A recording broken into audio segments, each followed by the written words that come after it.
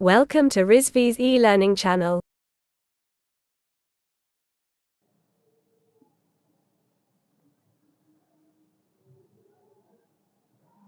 Good morning students.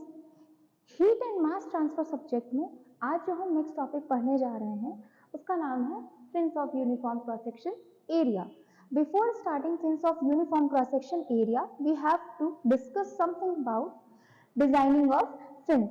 ये हमें discuss करना क्यों जरूरी है, हमने इससे प्रीवियस क्लासेस में भी इस बात पर डिस्कशन किया है क्योंकि ऑलरेडी किसी एक सेटअप में हम कोई और ऑब्जेक्ट को इंट्रोड्यूस करने जा रहे हैं तो उसे इंट्रोड्यूस करने से पहले हमें उस टर्म्स उस कंडीशन का पता होना चाहिए कि हमें उसकी नेसेसरी है, नीड है या नहीं है वहां पे उस ऑब्जेक्ट को इंट्रोड्यूस करने की।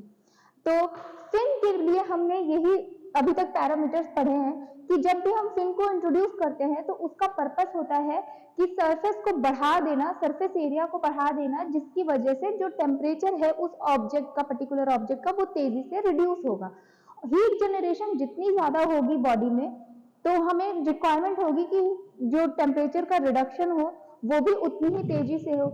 क्यों? क्योंकि अगर हमने ऐसा नहीं किया तो किसी बॉडी में मान लीजिए सिलेंडर है या फिर कंप्रेशर है तो हीट अगर बहुत तेजी से उसमें जनरेट होती चली जा रही है और उतनी तेजी से वो रिड्यूस नहीं हो पा रहा है, टेम्परेचर सराउंडिंग्स में नहीं जा पा रहा है, एग्जॉस्ट नहीं हो पा रहा है, तब उस केस में जो उसकी ड्यूरेबिलिटी है उस ऑब्जेक्ट की, उसकी शेल्फ लाइफ है, वो फेल कर जाएगी।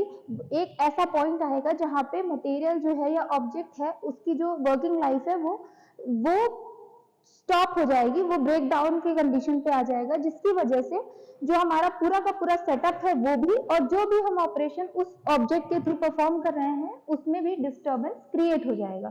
तो इस प्रॉब्लम को रिड्यूस करने के लिए हमारे पास एक तरीका होता है जिसमें हम क्या करते हैं, उस ऑब्जेक्ट के साथ हम कुछ एक्सटेंडेड सरफेस को इंट्रोड्यूस करते हैं जिससे उसमें जनरेट होने वाली हीट की वजह से जो टेम्परेचर आपका क्रिएट हो रहा है उस ऑब्जेक्ट का तो वो तेजी से रिड्यूस हो जाए और उसके रिडक्शन से जो आपका ऑब्जेक्ट है उसकी शेल्फ लाइफ बढ़ जाए।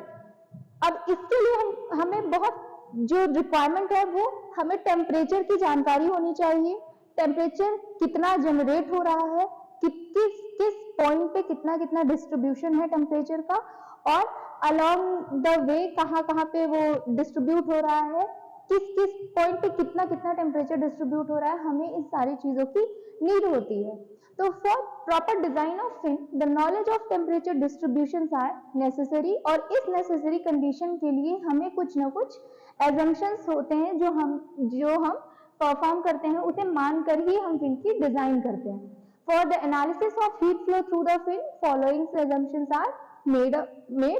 तो पहली जो आपकी एजम्पशन है कि जो भी हम फिन की डिजाइन करते हैं तो हम एज्यूम करते हैं कि वो डिजाइन हम जो कर रहे हैं फिन की तो वो हम स्टेडी स्टेट हीट कंडक्शन की इक्वेशन होगी।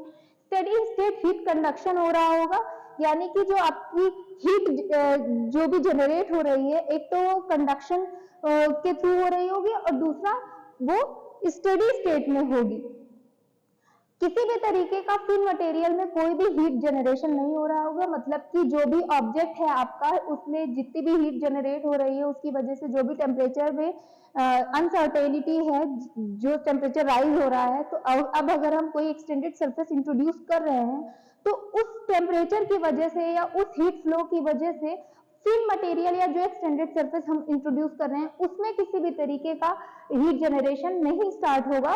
यानी कि फिन मटेरियल में जो हीट जनरेशन है वो क्यू ऑफ फिन हम हमेशा जीरो मानते हैं कि फिन में कोई हीट जनरेट नहीं हो रही होगी।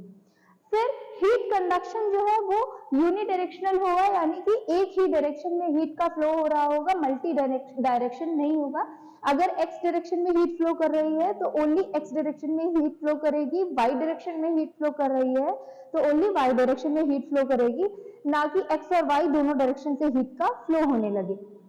Fin material should be homogeneous and isotropic. इसका मतलब है कि जो भी फिन को हम इंट्रोड्यूस कर रहे हैं, जिस भी एक्सटेंडेड सरफेस को हम इंट्रोड्यूस कर रहे हैं, थ्रू आउट द ऑपरेशन जो उस मटेरियल की थर्मल कंडक्टिविटी है वो कांस्टेंट रहेगी, वो वेरी नहीं करेगी कि किसी किसी पार्ट पर या किसी टेम्परेचर डिस्ट्रीब्यूशन के समय थर्मल कंडक्टिविटी कुछ और थी और फिर टेम्परेचर बढ़ा या घटा तो वहां पे थर्मल कंडक्टिविटी चेंज होने लगी। थर्मल कंडक्टिविटी में किसी भी तरीके का वेरिएशन नहीं आएगा। नेक्स्ट है uniform heat transfer coefficient H over the entire surface of the fin. Fin की टोटल सरफेस जो है वहां पे आपका हीट ट्रांसफर कोफिशिएंट H ही रहेगा, ना कि अलग अलग सरफेस पर अलग अलग हीट ट्रांसफर कोफिशिएंट चेंज होता रहे। तो इसका भी यूनिफॉर्मिटी हमें जरूर होनी चाहिए। फिर किसी भी तरीके का कांटेक्ट रेजिस्टेंस नहीं जनरेट होगा, ना तो फिन मटेरियल पे और ना ही उस ऑब्जेक्ट में जहां पे हीट का जनरेशन हो रहा है। तो हम ये एज्यूम करते हैं कि कांटेक्ट रेजिस्टेंस को हम 0 मानते हैं, और अगर कभी कांटेक्ट रेजिस्टेंस हो भी रहा होगा तो वो इतना माइनर होगा कि हम उसे नेग्लिजिबल मानेंगे। फिर ना ही किसी तरीके का रेडिएशन फिन मटेरियल पर, ना ही उस ऑब्जेक्ट के बीच में किसी भी तरीके का रेडिएशन नहीं अकर कर रहा होगा। मतलब रेडिएशन भी एक तरह का मोड ऑफ हीट ट्रांसफर ही है, तो रेडिएशन से किसी भी तरीके की हीट का ट्रांसफर नहीं हो रहा होगा, ओनली हीट कंडक्शन हो रहा होगा। और अगर आपने कोई फ्लूइड मटेरियल या फ्लूइड एलिमेंट या लिक्विड एलिमेंट को इंट्रोड्यूस किया है तो कन्वेक्शन होगा, लेकिन स्टार्टिंग तो कंडक्शन से ही होगी, क्योंकि जो सरफेस होगी आपकी वो सॉलिड सरफेस होगी। तो हीट कंडक्शन स्टडी स्टेट में होगी, किसी भी तरीके का फिन पे हीट जनरेशन नहीं होगा, यूनिडायरेक्शनल हीट कंडक्शन होगा, और फिन मटेरियल में जो थर्मल कंडक्टिविटी है वो कांस्टेंट रहेगी, हीट ट्रांसफर कोफिशिएंट कांस्टेंट रहेगा, यूनिफॉर्म रहेगा, कांटेक्ट रेजिस्टेंस 0 रहेगा और रेडिएशन भी 0 होगा। This is all about the assumptions based on proper designing of fin material. Now we are moving to the topic fin of uniform cross section area.